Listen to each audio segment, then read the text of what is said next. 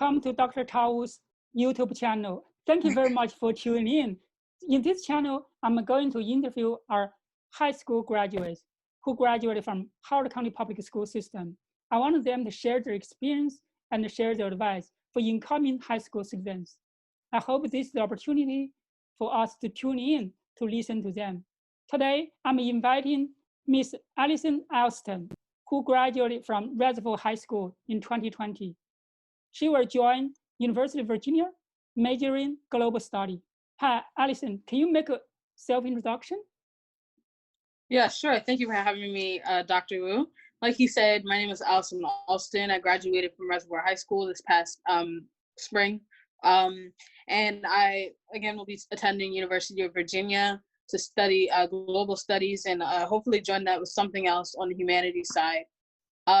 Some things that I enjoy are writing, public speaking, playing the cello, that sort of thing, and just being with my friends, listening to music. So once again, thanks for having me, Dr. Wu. Oh, thank you. Thank you for taking time. So the first question for you, what's the most difficult challenge for your senior year? How do you overcome that? Sure. So the most difficult challenge for my senior year was probably finding the balance again. I definitely struggled with that, like in the beginning of my freshman year, and then again in junior year a little bit. But I think that it was a struggle finding balance because I was involved in so many different activities, such as student member of the Board of Education, as well as just like finding time to have fun, be with my friends, and just be a senior, and all that comes with that. And even while I had to find the balance with all of those things, definitely trying to stay focused, stay on task, not getting senioritis too early, as people say. But yeah, overall, the biggest challenge for my senior year was finding the balance. And even I would even say, I believe your next question would be about high school in general, yes. right? Mm-hmm. Yeah, so I would say that would probably be the thing for my entire high school experience, was finding balance, because I have so many different passions and so many different interests.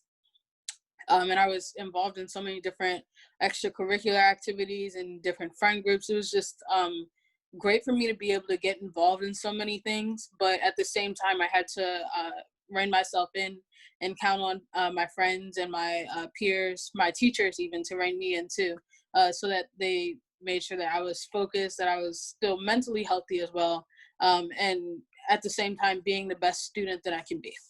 I see. Thanks for sharing that. So as a student board member, we have been in college for 1 year, right? So what's your biggest challenge on the school board? The biggest challenge on the school board is probably just fitting in general. Being the only student, obviously, was a bit of a challenge, just because it's a completely different world, being in a room with all adults pretty much all the time. I would say that fitting in as the only student, you have to kind of like represent so many people too, representing almost 60,000 students, and it's just you doing that. So I think that fitting in and really making sure that you weren't I felt it was a lot of pressure, good pressure, but pressure nonetheless, to make sure that you weren't letting your students, your fellow peers down, because you are on the same level, but at the same time, you're representing them on a higher level. It's really important to make sure that you take them with you everywhere you go, and that you really recognize that you're representing them, even though you're a student in a room with all adults. So probably fitting in. I see. I really appreciate your serving on school board. Is that been a pleasure to work with you for the last year? Yeah, I agree. We will miss you. I miss you guys already. Sure. So the next question is about the extracurricular activities. I think you have so many, right? School board members, kind of extracurricular as well, right? And then I know you're a great performer as well. So do you want to share something about that? Yeah, sure. So I was involved in a lot in high school. In addition, as we already mentioned, student board member. I was in Delta Scholars, Black Student Union. I played the cello, so I was in my school's chamber orchestra. I did sing in my school's women's choir, and concert choir for like before my senior year. Let's see, what else did I do? I would have been managing for girls varsity lacrosse, but because of coronavirus, I wasn't able to do that this year. let's see, what else was I in? French Honor Society, Science Honor Society, a lot. So, but I would say my two highlights for high school, as far as extracurriculars, would probably have to be my involvement in the music department, as well as in the cultural groups such as Black Student Union and Delta Scholars. I see.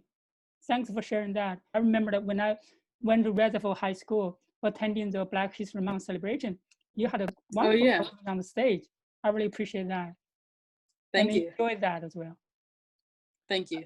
Okay, the next question comes to the cyberbullying. So this question comes from some parents and students. They are worried about cyberbullying. I just wonder whether you heard about that or experienced that or your friends experience that. How do they or you overcome that? So fortunately, I haven't, well, I probably have experienced cyberbullying in terms of like comments and stuff on particularly Instagram. And yeah, mostly Instagram. I don't really experience it on Twitter. And even the fact that I have experienced some on Instagram, it's only been like so little that it hasn't really impacted me. But one thing that I do, and one thing that my friends and I make it a point to do, is to really make sure we know who's following us and who has us on social media, and being cautious of really just being cautious of that, so there's not I guess like weird adults or people who don't have your best interests at heart that are engaging on your social media, because it's cool to be able to engage with your friends and be able to share information about yourself that way, but it's also important that you're doing it safely, so that you're only in contact with people who, like I said, have your best interest at heart. So one thing that I would say, I haven't experienced it, so I can't really say, or I haven't experienced it much, so I can't really say how to overcome it, but how to prevent it is really making sure that you, making sure that you're not posting anything that you wouldn't want your mother to see or you wouldn't want your grandmother to see, and making sure that the people who are engaged in your social media are people that you know and people that you trust. So that's what I would say. And even if you're kind of on the fence about who might be engaging with your social media, like if you get a follow from somebody who might not know, it's okay to ask them. Of course, if you're really worried about it, there's no reason not to reach out to an adult. I know that my mom follows me on social media, which I'm okay with, because I don't post anything that is, right? Sure. So really just that kind of golden rule almost. If you wouldn't want so-and-so to see it, then don't put it out there, and making sure that the people who are engaged with your social media, you would want to be engaged with them in real life. I see. So put your privacy in the consideration. Don't post anything like you don't want other people to see, right? And then make sure people you're interacting, you know them personally, or have some like a trust on them. Right. And I will add that even though I will own up, I don't know everybody who follows my social media, because I do consider myself a public figure, because I do speaking engagements across the county and even beyond. So I'm not going to know every single person who follows me, because some people might follow me for the inspirational messages I post. Some people might just like my feed or whatever. But I do make sure that the people who are following me don't have anything, there's no red flags. Do you know what I mean? So there's nothing that will turn me off, but making sure that you're aware of what might be a red flag to prevent them from engaging in your social media account. I see. Thanks for sharing that. And sure. I'm glad you didn't experience anything like that. So, so my next question is, do you have any advice for incoming high school students? For example, when you enter in high school, you may get some advice from your parents or friends, but some advice may be true or some may be not so true, but based on your personal experience. So which kind of advice you want to give to our incoming high school students? Sure. So one thing that I will definitely say is to build those relationships, as hard as it might be, with distance learning and learning online, to really strive to build those relationships, not only with your peers, but also with teachers. Like find a teacher who you can trust, somebody who you can go to, because I know that my teachers have been like instrumental in getting me through high school. Like anything I needed, even if I didn't want to like eat lunch in the cafeteria, just because I was like, too much going on, and I had like homework and a whole bunch of things going on, I always had somebody in my corner who was willing to help me, who was willing to talk to me if I needed, just somebody always there for me. So and that way it's easier to like if you need extra help academically, it's easier to get it too. So that's my first step, is to build relationships with not only your friends and stuff, but your teachers. The second piece of advice that I would bring is to get involved. Again, it's going to be harder, obviously, because of what we're doing with the social distancing, not social distancing, but distance learning is going to be harder, but trying to get involved any way that you can. I think that we've all learned that there's definitely a way to still have meetings, still have clubs and all of that, even though we're not meeting physically. And there's definitely ways to really reach each other and still achieve those goals that we've had anyway, over Zoom and over Google Meet and things like that. So try and get involved. And I believe that every high school has this principle in Howard County that if there's not a club that you want, you can go out and make it. All you need is 2 friends and a sponsor. And so I think that every school has that. I think that that's something that's so amazing and so powerful. It just shows like independence, and it's really a good way to grow as a person, and just growing within yourself. So I think that getting involved is important. And lastly, this is kind of cliche, but being yourself, that's pretty much straightforward, right? Just being yourself, not worrying about fitting in, that sort of thing. I think that we all take our time getting to the certain point where we're comfortable in our skin. I know that I was definitely a lot more shy my freshman and sophomore year than I am now.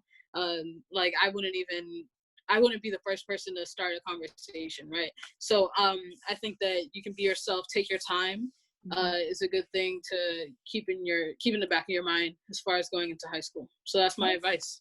I see. Thanks for sharing. I didn't know Sure. that. You just need 2 friends and find a sponsor. You can start a club. Yep, that's most high schools do it like that. Okay, that is great. I think as long as you just find some friends, right? Be yourself, can really do something you like. Yep. I see. Thank you. So since you are now entering college, and how do you choose the University of Virginia? How do you choose global study as your major? So I'll start with the major first. I took a class called Human Geography in my sophomore year, Human Geo AP, and it was just the most interesting class that I've ever taken. That was the most interesting class I've ever taken in high school, and probably in general from like K through 12.